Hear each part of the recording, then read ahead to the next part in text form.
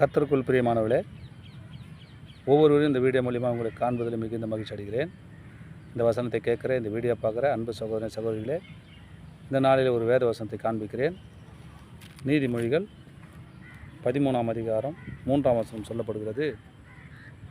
தன் வாயை காக்கிறவன் தன் பிராணனை காக்கிறான், தன் உதடுகளை விரிவாய் திறக்கிறவனோ கலக்கம் அடைவான். பாருங்கள், எங்கே போனாலும் நம்ம வாயத்தை காத்து நடந்தோம்னா நம்ம எப்படி இருப்போமா? நன்றாக இருப்புன்னு ஆண்டவர் சொல்கிறார்.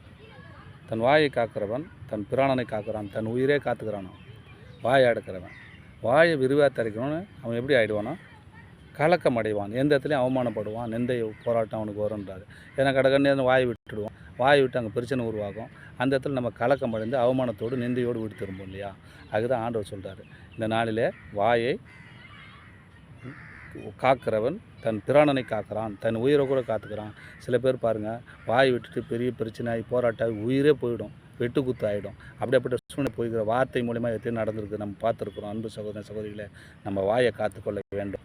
அதுக்காக தான் ஆண்டவர் நாளில் சொல்ல எப்படியே விரிவாக தரிப்போம். ஆலயத்துக்கு போவோம், அங்கேருந்து போகும்போது நன்றாக வருவோம், நன்றாக பேசுவோம், சோத்திரம் சொல்லுவோம். வீட்டு வந்து உபத்திரமான வார்த்தை பேசுவோம். அப்படிப்பட்ட வார்த்தையெல்லாம் நம்ம வாயிலிருந்து புறப்படறதுக்கு தன் வாயை காத்துக்க வேண்டும். ஆண்டவர் நாளில் நம்ம எச்சரிக்கைப்படுத்துகிறார். எப்படின்னு சொன்னால், தன் வாயை காக்கிறான், தன் உயிரை காத்துக்கொள்ளான், பிராணனை காக்கிறான், தன் உதடுகளை விரிவாக திறக்கிறவனோ கலக்கம் அடைவான். யாரெல்லாம் விரிவாக தந்து மற்றவங்க கதையை பேசுறது, அந்த கதையை பேசு, ஒருத்தர் கோல் மூட்டுவது, இப்படியாப்பட்ட வார்த்தைலாம் பேசினா கலக்கம் அடைவான்றார். ஒரு நாளைக்கு நின்று போராட்டம் அவனுக்குள்ளே வருன்றார்.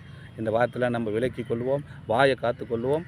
சமாதான சந்தோஷத்தோடு வாழணும்னு சொன்னால் நம்ம பிராணனை காத்துக்கொள்ள வேண்டும், நம்ம உயிரை காத்துக்க வேண்டும். அதுக்கு முதலாவது என்னென்னா நம்ம வாயை காத்துக்கொள்ள வேண்டும்.